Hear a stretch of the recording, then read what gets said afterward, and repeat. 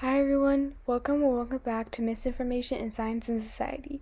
Here to listen, not to judge. I'm your host Annie, and today with us we have Phil Plait. All right, so welcome. Could you please introduce yourself a little bit and what you do? Sure. My name is Phil Plait. I am an astronomer. I have a degree in astronomy, and I used to do a lot of research using telescopes like Hubble Space Telescope. But nowadays, I'm more of a science communicator. I write about astronomy and science. I have a newsletter, and I've written some books, and I do interviews on TV shows and things like this to help people understand better what's going on in the universe around them. Yeah, so um can you share with us like how you started this endeavor and yeah, just how you got into astronomy? Well, I've always been interested in astronomy ever since I was a little kid, like 5 or 6 years old. Mhm. And I've always loved science and science fiction. I've always loved astronomy, and as I got older, I bought myself a big telescope, started using it a lot, and then basically went to college and graduate school and got my degrees and did research. And it's just always been a really strong love of mine, and I love it so much that I want to talk about it. I want to tell people about it, and it's a lot of fun to try to understand these things. And astronomy is really more than just fun. It's pretty. It's nice to go outside and look at the moon or a meteor shower or just see the stars up there. And I like to help people understand what they're seeing when they do that. Mhm. So, in your experience, what are the most common like types of misinformation or misconceptions about astronomy and this space exploration? Oh my gosh, there are so many. One of the big ones when I was a little bit younger, about 20 years ago, was that NASA faked the moon landings. Hmm. And this is still around. You can still find some people who talk about it. But oh, around the year 2000, 2001, this was huge. You couldn't go anywhere without hearing about it. And it's nonsense. There's these people would claim that the pictures were faked, shadows were wrong, there were things that were weird in the pictures taken by the Apollo astronauts, and it's actually basically just their misunderstanding of how photography works, of what it's like to be on the surface of a world that has no air, and what that does to your pictures, things like that. And there's a ton more. I could UFOs, astrology. Some of them are just little misconceptions, like why does the moon look so much bigger on the horizon than when it's overhead? You've probably seen that. It looks huge, like you can fall into it when the Hmm. full moon is rising. And it turns out there are a lot of misconceptions that the air is acting like a lens and it's magnifying the moon. And it's not that at all. It's just that the way we perceive the sky and the way our eyes and brain talk to each other, it's complicated, but it makes it look like the moon is really big when it's on the horizon and not overhead. It's a very well understood illusion, in fact. So there's a ton of stuff like that, and it all boils down to people not really understanding the science behind astronomy and space and how things really work, how our brains work, because we're prone to a lot of illusions and being fooled easily. And we like to listen to people who say, well, this is something they don't want you to know. These authorities, these astronomers, NASA, the government, whatever, and it's kind of fun to lean into that stuff and believe in it. But unfortunately, it's wrong, and it can lead you to thinking about other things incorrectly as well. Yeah. So then how do you approach like debunking these like myths and misconceptions maybe about like astronomy in a way that's like respectful but also like productive and like yeah. Yeah, it's funny you would say it that way because I'm not trained Hmm. in that sort of thing. Let me make that clear. When I started out doing this, and this was a long time ago in the 1990s, nobody was really doing this, and so I was just sort of making it up as I went along. And a lot of the times I wasn't terribly respectful. Then there are times when I don't think respect is necessarily deserved. When Hmm. somebody's a con artist, they're out there trying to scam people out of money or something. Yeah. This NASA faked moon landings. Find out how by buying my book or my movies or whatever, and that makes me angry. And so maybe I'm not as polite as I should be. But since that time, there have been whole classes. You can go to college and study how to communicate science, how to correct misconceptions. There's been a lot of research done on this. So, for example, there's this thing called I can't think of what it's called exactly, but it's a sandwich where you give somebody correct information and then say, here's what people think is true but isn't, and then again give the truth. And so you've got this sort of hoax idea wedged in between the facts, and people walk away remembering the facts better than the hoax. That's Mm. important because studies came out actually when I was already doing this that just debunking a misconception can reinforce that misconception. So if I walk up to you and say, "Hey, have you heard that the sky is blue because it's reflecting light from the ocean?" And you go, "No, I haven't." And then I say, "Well, it turns out it's not true, blah, blah, blah." If I ask you again 6 months later, you'll go, "Yeah, I heard that the sky is blue because it reflects the light from the ocean." So you can't do that. And there are ways to do this. There's a psychology behind this. And people nowadays, people younger than me who have been doing this now, they can take those classes. And so they actually do a really great job of showing how to basically present the information in the best way to convince people.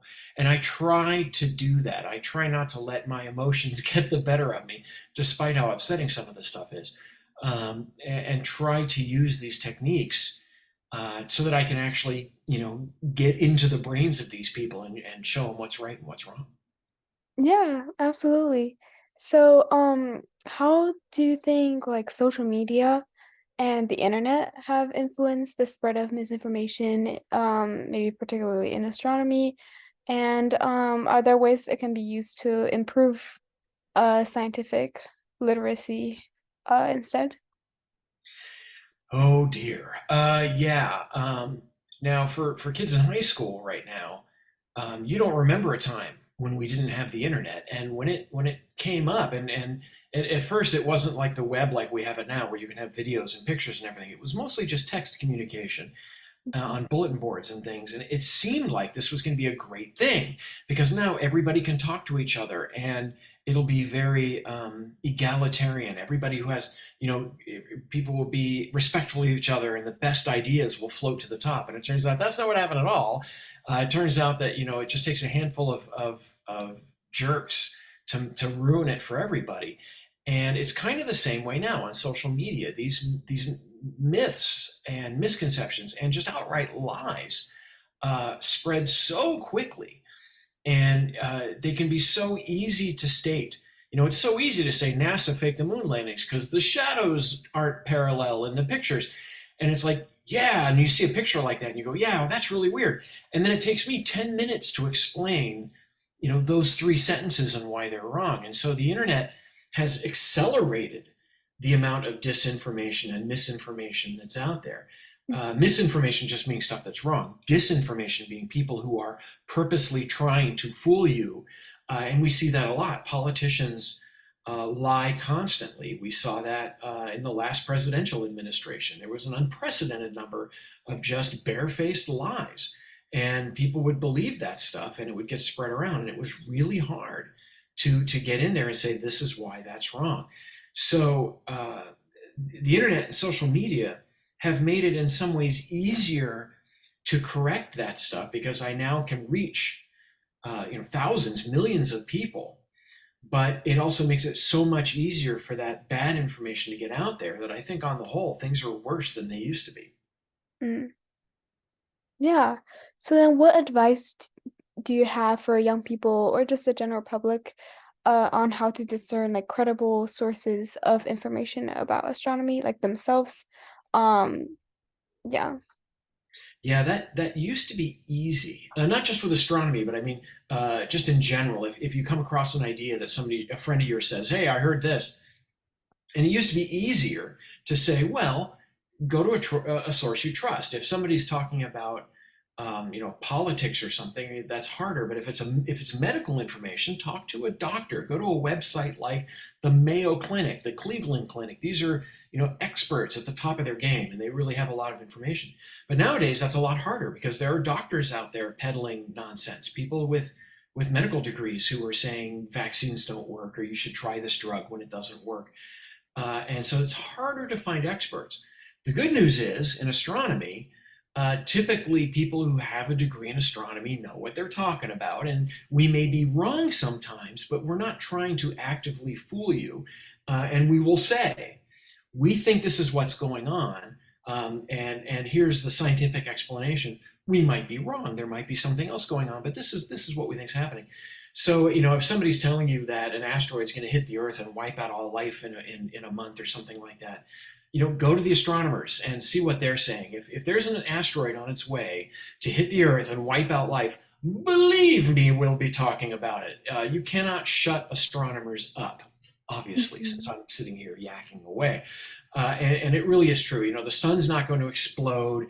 There's not a giant asteroid that's going to hit us. All this stuff you hear about it on YouTube and TikTok and all these places. And these people are just doing it for clicks. Sometimes they're honest and wrong. Sometimes they're lying. But the thing to do is to find astronomers on social media, and we are everywhere, and we are happy, thrilled to talk about this stuff and show you what's right and what's wrong. Hmm. Yeah, that's awesome. And y- yeah, so do you have any like upcoming like projects or initiatives that you would like to like share about or like tell our viewers about? Well, right now I'm in the middle of moving across the country, and that's occupying a lot of my time. But I just had a book come out called Under Alien Skies, A Sightseer's Guide to the Universe, which is what it would be like to actually visit these places you see through a telescope: the moon and Mars, Saturn, a giant gas cloud in space, or a planet orbiting two stars like Tatooine in Star Wars. What would it really be like to be at those places? So instead of just showing you a picture, I talk about it like you are there. And that was a lot of fun to write. And it just came out in April. And I also have a newsletter where I talk about science news. I talk about astronomy, space, climate change, stuff that's happening in my life. And that's on Substack. That's badastronomy.substack.com. And Mondays are free, so you just have to sign up with an email, and I'll send news right to your email inbox. And those are the big things I'm working on right now. Oh, and I write a column for Scientific American, a really great magazine that's been around for over a century. And I write a column that goes online every Friday called Over Your Head, which is about things that are happening in the sky. And I talk about meteor showers, stars, so you can see what the moon is doing, that sort of thing. So if you go to scientificamerican.com, you can find that. All right, sounds good. And I just have two more questions just for fun, but Oh, sure, okay. do you have anything else to add about like misinformation or anything else before I ask those?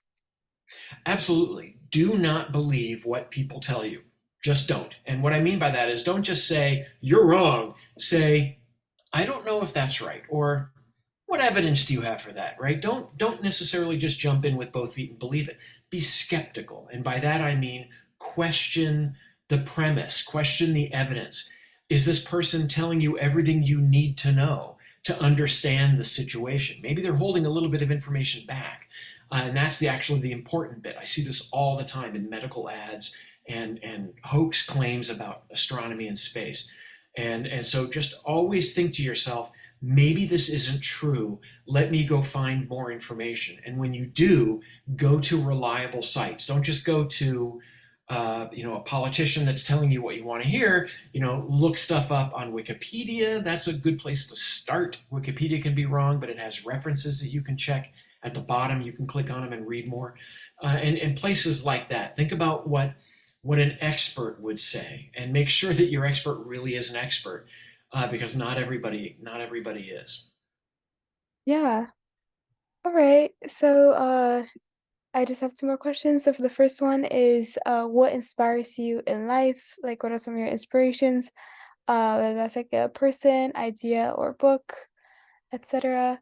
And then the second one was if you have any advice for people, especially like teens, about like anything. Sure. I am inspired. This is going to sound corny, but I am inspired by the universe. And I mean that honestly, right? These images come in of Saturn from the Cassini spacecraft, which orbited it for 13 years, Hubble, JWST, telescopes that look at in X-rays and radio waves, kinds of light that we can't see with our eyes.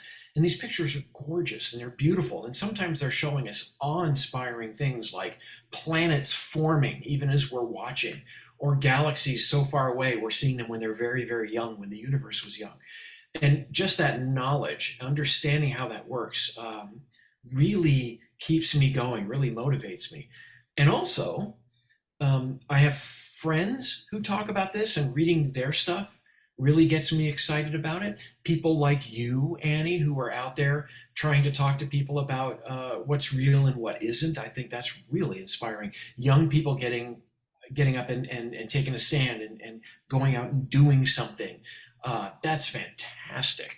And in science fiction, I'm a big dork. I love Star Trek, and watching Star Trek really sometimes gets me motivated, gets me going. So if there are stories that you like, whatever it might be period fiction like from the Victorian era, or science fiction, or whatever, fantasy. It doesn't matter, as long as it excites you and gets you thinking about stuff. That's great. And I guess that also qualifies for your second question. My advice for teenagers. Mhm. But again, it's like I said, don't believe everything you hear or read. Think about it. Think about it. I mean, you might still come to the wrong conclusion, but at least if you're using that process of, let me look at the evidence, let me think about what they're saying and see if there's stuff that I'm not hearing or whatever. That process, that's kind of the scientific process, is to see something and try to figure it out and maybe do some experimenting and think about how things work. Thinking that way is extremely rewarding. It'll keep you from getting scammed a lot, and it helps you understand things better. So that is a great way to do it. And also, if you like science, if you like astronomy, go for it. Get out there, read books, read websites, watch TV shows.